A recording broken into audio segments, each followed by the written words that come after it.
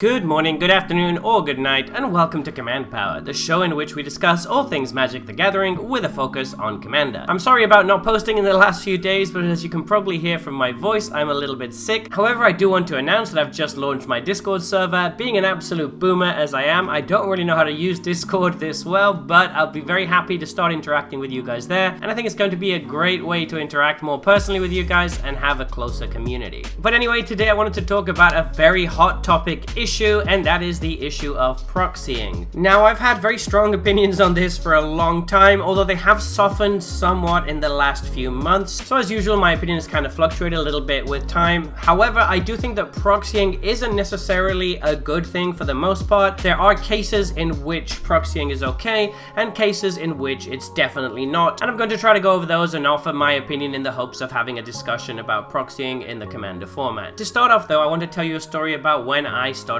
playing Commander. So when I first started playing Commander, which I think was around 2012, I had a very nice playgroup with some good friends of mine, and I had just recently got back into the game in 2009, so my collection of cards was very limited, and I also didn't have that much disposable income to spend on the game. My friends, however, had been playing for quite some time and were a lot wealthier than I was at the time, so they certainly had a lot more cash and cards at their disposal. So I just put together a deck that was around 50 USD. It was a mono red Ashling deck that I absolutely loved playing. It was incredibly fun, but I was up against decks that were completely decked out with stuff like Gaea's Cradle, Imperial Seal, all sorts of infinite combos. It was a tough meta for sure for somebody who's playing a $50 mono red Ashling deck. However, I still managed to win my fair share of games against these thousands of dollar decks by playing smart, using politics, and sometimes getting a little bit lucky as it happens. I also had to tune my deck multiple times and flex my deck building skills to adapt to what my opponents were playing, which taught me a lot about the game and definitely made me a better player. So I'm telling you this story to preface why I think that proxying can often be a bad thing, but before we move on to that,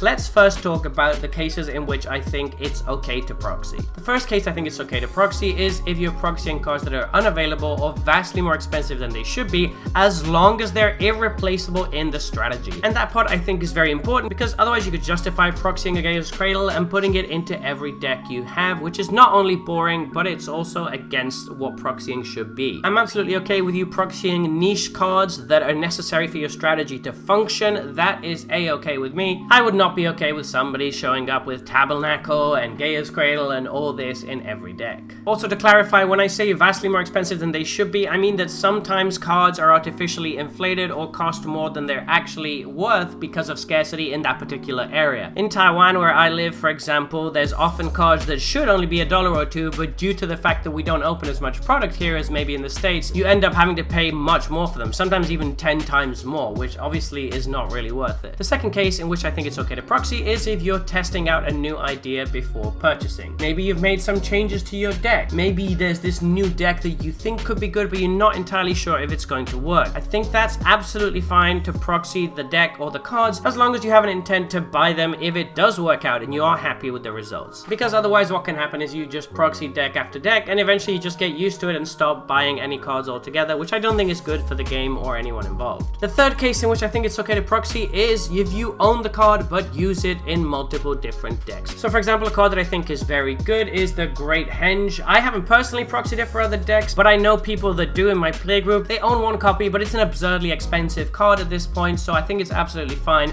to proxy it and put it into different decks, just so you avoid having to swap it out each time, which you could do, which is a waste of time and can be annoying to have to deal with. So those are the three main times I think it's okay to proxy. But why do I think that proxying is bad in the first place? And this is going to relate to my initial story about Ashling. So first off, I think it stifles creativity. I see people copying entire lists or large numbers of cards from websites and cramming them into decks, and they just bypass the whole deck building process entirely.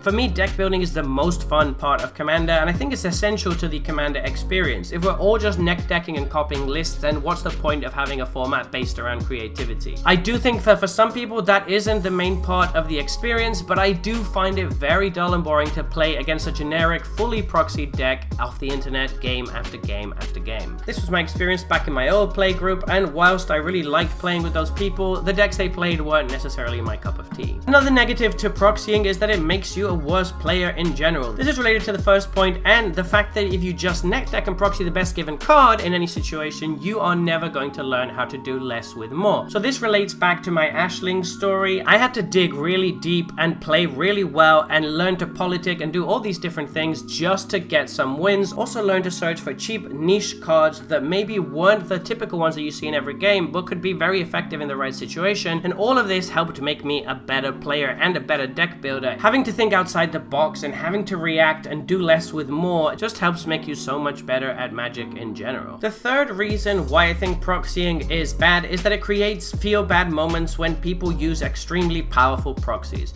So again, people proxying Force of Will, Gaia's Cradle, Mana Drain, all these cards that are best in slot but they don't necessarily own, and then stomping other people who are working with the cards that they do have doesn't feel good for those players who may well have their own budgets and are trying to build the best deck they can within those budgets. I feel like if you want to be playing the best cards and playing at the highest power level, then you should be willing to fork out for that. There's no excuse for proxying stuff like Mana Drain or Force of Will because they are replaceable cards. You can just play cards that are a little bit worse or a little bit different, but they still get the job done, but you're choosing to use the most expensive one mindlessly, and that is disrespectful to other people who are not doing the same. And it also creates this kind of arms race situation in your playgroup where people who maybe didn't initially proxy feel that they have to just to keep up with you. Finally, there is one last point that I would like to make, and this is probably the most controversial of all. I see people defending proxying and criticizing people that don't like it as being elitist and gatekeeping, and I can't really agree with that. For me, the opposite is true a little bit. I feel like some people in the pro-proxying community have a bit of a sense of entitlement around them. Magic and Commander aren't human rights after all. They are admittedly very expensive hobby, but there are plenty of ways to make competitive decks on the lowest of budgets. You don't have to always play the best cards in every given situation. That is not how the format is meant to be. If for whatever reason you can't compete with your playgroup due to different budgets, you might consider asking them to build budget decks, and if they don't want to, it might be time to find yourself a new playgroup, harsh as that might sound. It is quite selfish to expect everyone to be okay with rampant proxying, particularly people who don't proxy themselves.